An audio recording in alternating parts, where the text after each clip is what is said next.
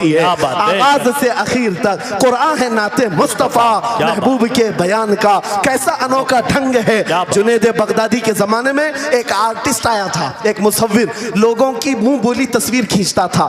اگر کوئی آتا اپنی محبوبہ کے بارے میں کہتا اس کی آنکھیں ایسی، اس کی ناک ایسی، اس کی بھویں ایسی، اس کی پیشانیاں ایسی، وہ اسی طرح سے تصویر نکالتا تھا، آرٹسٹ تھا، اور لوگوں کی قطاریں لگی تھی اپنے اپنے محبوباؤں کی تصویریں نکالنے کے لیے، اس لیے کہ آپ کی طرح موبائل اس زمانے میں نہیں تھے جو ہر گھڑی کھینچ لیا کریں۔ وہ جنید بغدادی کا دور، آرٹسٹ تصویر نکالتا تھا۔ جب یہ بات پتہ چلی، حضرت جنید بغدادی بھی اس مصور کے گھر چلے گئے، لائن میں کھڑے ہو گئے۔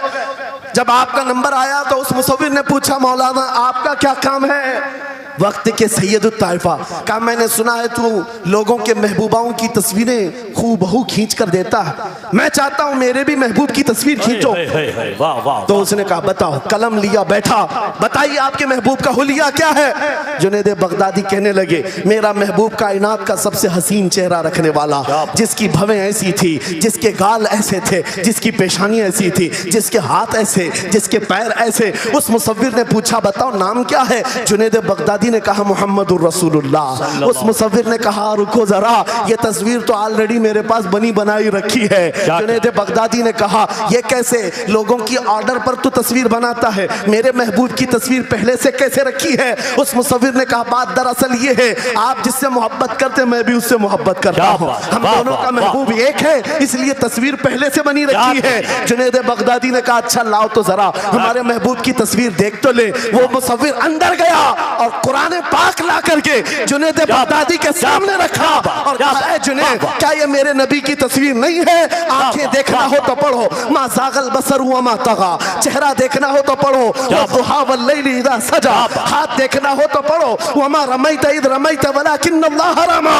اگر قدم دیکھنا ہو تو پڑھو لا اقسم بهذا البلد وانت حل بهذا البلد، اگر سینہ دیکھنا ہو تو پڑھو الم نشرح لك صدرك ووضعنا عنك وزرك، اگر اس نبی کی گفتار دیکھنا ہو پڑھو وما ينطق عن الهوى ان هو الا وحي يوحى، اس محبوب کی عطائیں دیکھنا ہو تو پڑھو انا اعطیناک الکوثر۔ نعرہ تکبیر، نعرہ رسالت، فیضان قرآن مقدس، فیضان قرآن مقدس، فیضان خانقاہ امارہ، آغاز سے اخیر تک قرآن نعت مصطفیٰ محبوب کے بیان کا کیسا انوکھا ڈھنگ ہے۔ یہ تعلیمات اسلام کانفرنس ہے، قرآن کی تعلیمات سے یہ بات مجھے کہنا ضروری تھا۔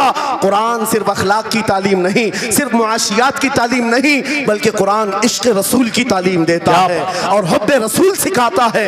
اس لیے ہم اسی حب رسول کے ساتھ اس جلسے کا اختتام کرتے ہیں۔ اس قرآن کی تعلیم ایرے غیرے سے بھی نہیں حاصل کرنا، بجھے ہوئے دل سے بھی نہیں لینا، اندھے لوگوں سے بھی مت پڑھنا جو قرآن تو پڑھا دیں گے قل هو اللہ احد، لیکن بعد میں یہ نہیں بتائیں گے کس پر اترا تھا۔ قرآن اگر پڑھنا ہے تو کنز الایمان سے پڑھا کرو، جہاں بریلی کا امام یہ بھی بتائے گا قرآن پڑھنے والا اپنے نبی کو یہ نہیں کہے گا میرا نبی میرے جیسا تھا یا اس کا علم ایسا تھا ویسا تھا، بلکہ بریلی کا امام بتائے گا قرآن پڑھنے والا اپنے نبی کو یوں کہے گا سرور کہوں کہ مالک و مولا کہوں تجھے، باغ خلیل کا گل زیبا کہوں تجھے، تیرے تو وصف عیب تناہی سے ہیں بری، حیران ہوں میرے شاہ میں کیا کیا کہوں تجھے، لیکن رضا نے ختم سخن اس پہ کر دیا خالق کا بندہ خلق کا آقا کہوں تجھے۔ نعرہ تکبیر،